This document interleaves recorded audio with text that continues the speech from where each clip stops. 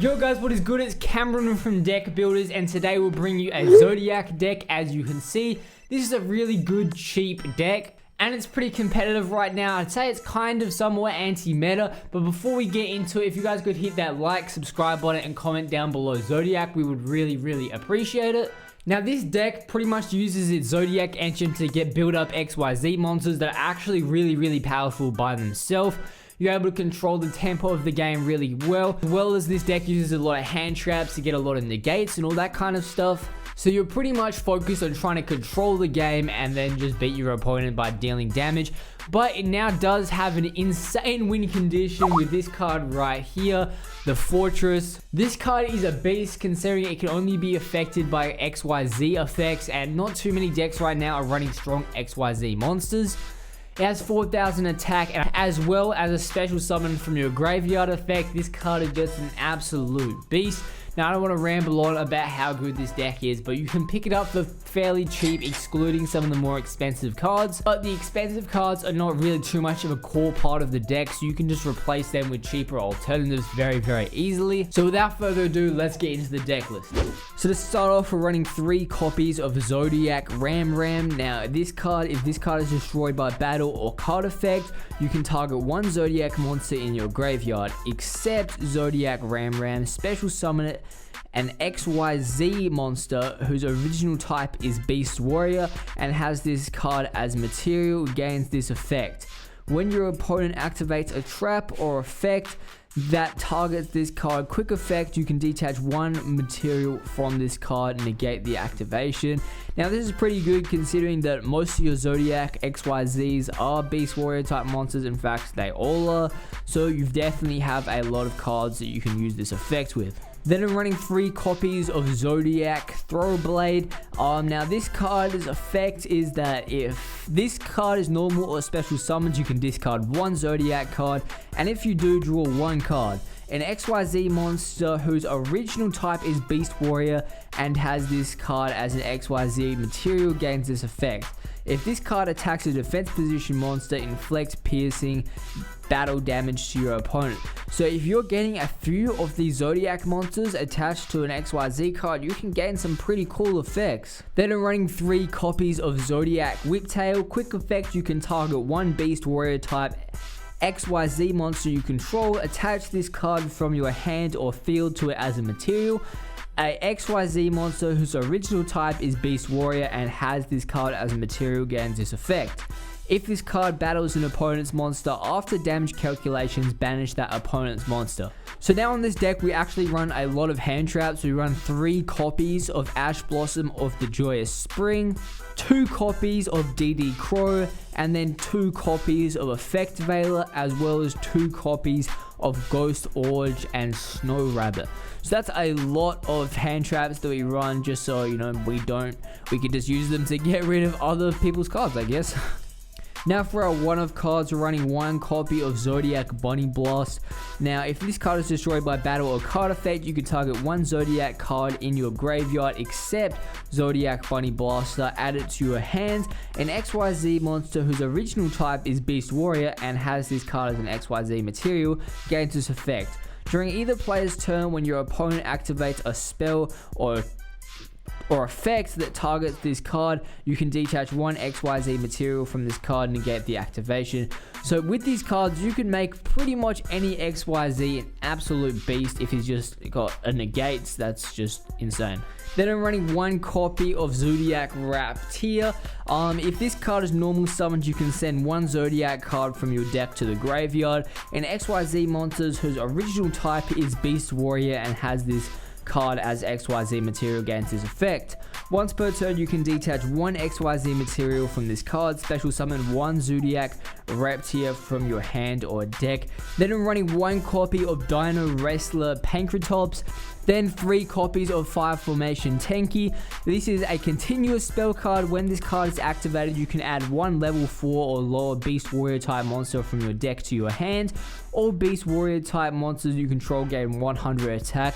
You can only activate Fire Formation TENKI once per turn. Now, considering that all of our Zoodiac monsters are Beast Warrior type monsters, this card is insane in this deck. That's why we're obviously running 3 copies. Then 3 copies of Cosmic Cyclone, pay 1000 life points, then target 1 spell or trap card on the field, banish it. Now this is just our good spell and trap removal, nothing too crazy about it. And then we're running 3 copies of Pot of Avariance, as well as 2 copies of Pot of Desires. Sorry for that glitchy animation right there. Pot of Desires, we're only running 2 copies because we're not running a 60 card deck. A lot of people might go down to only 1 Pot of Desires, but yeah, I kept it at 2. Then I'm running 1 copy of Zoodiac Barrage. You can target 1 face-up card you control, destroy it, and if you do, special summon 1 Zoodiac monster from your deck. You can only use the effect of Zoodiac Barrage once per turn. If this card is destroyed by a card effect, you can send it to the graveyard.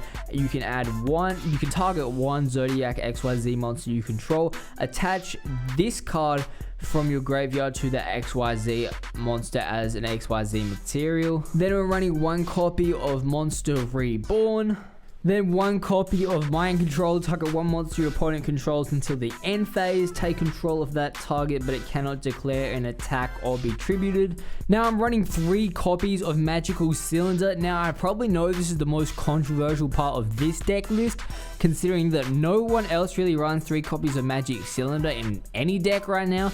But I like this deck because we do have ways to get like multiple negates with our XYZ monsters. If you can get Magic Cylinder and then just negate the opponent's effects while they're trying to negate Magic Cylinder, you could end up doing a lot of damage, and also it's just another nice way to do a lot of damage just easily. When your opponent thinks they don't do damage to you, you negate the damage and you deal then damage. And I really couldn't think of too many other cards to put in the deck, so that's why it's in here. Then we got 2 copies of Evenly Matched. Obviously just an insanely good card. Expensive, but really good, and yeah, it works good in this deck because you don't always have that many monsters on the field. And then another really expensive trap card, we're running 1 copy of Infinite Impermanence. So for this deck, it contains 21 monsters, 14 spells, and 6 traps, giving us a 41 card deck. Now this is a little low considering we are running 2 copies of Pot of Desires. So yeah, it is what it is, but I like this deck, the main deck anyway.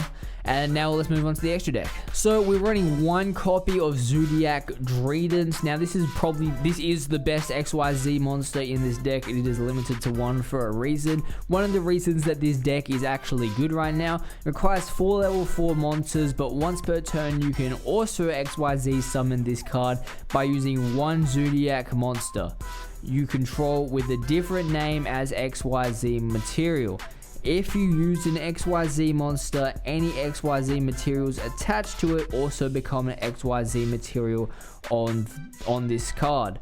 This card gains attack and defense equal to the attack and defense of all Zoodiac monsters attached to it as materials. Once per turn during either player's turn, you can detach 1 XYZ material from this card, then target 1 face-up card on the field, destroy it. So that's a really good effect. Sorry, I kind of read it pretty trash because the text was really small and it was really hard to read. But moving on to the next card, we got 1 copy of Zoodiac BOARBOW. This card requires 5 level 4 monsters. Once per turn, you can also XYZ summon this card by using 1 Zoodiac monster you control with a different name as XYZ material. If you use the XYZ monster and XYZ or any XYZ materials attached to it also become XYZ materials on this card. This card gains attack and defense equal to the attack and defense of all Zoodiac monsters attached to it as materials. This card can attack your opponent directly. When this card inflicts battle damage to your opponent while it has 12 or more XYZ materials, you can send as many cards as possible from your opponent's hand and field to the graveyard. Then target this card, then change this card to defense position. Bro, that is absolutely insane if you can get 12 or more materials, which that is kind of the whole point of the Zoodiac deck. If you can get a ton of materials and go for that, bro, just send your entire opponent's hand and field to the graveyard. That is an absolute insane effect. Then we're running one copy of Zoodiac HAMMERKONG. Now this card's effect requires 3 or more level 4 monsters. Once per turn, you can also XYZ summon this card by using one Zoodiac monster you control with a different name as XYZ material. If you use the XYZ monster, all those materials get attached to that card as a material. This card gains attack and defense equal to the attack and defense of all Zoodiac monsters attached to it as materials. While this card has XYZ material, your opponent cannot target face-up Zoodiac monsters on the field with card effects except this one. Once per turn during the end phase, detach one XYZ material from this card. Bro, if you can build up like a solid amount of cards and you can attach them all, you can just get insane amount of attacks, bro. The XYZs in this deck are insane. I don't even need to say that, so they speak for themselves. Then we're running 2 copies of Zoodiac TIGERMORTAR. Requires 3 level 4 monsters. Once per turn, you can also XYZ summon this card by using one Zoodiac monster you control. Blah blah blah blah blah. Same as all the other cards. This card gains attack and defense equal to the attack and defense of all Zoodiac monsters attached to it as a material.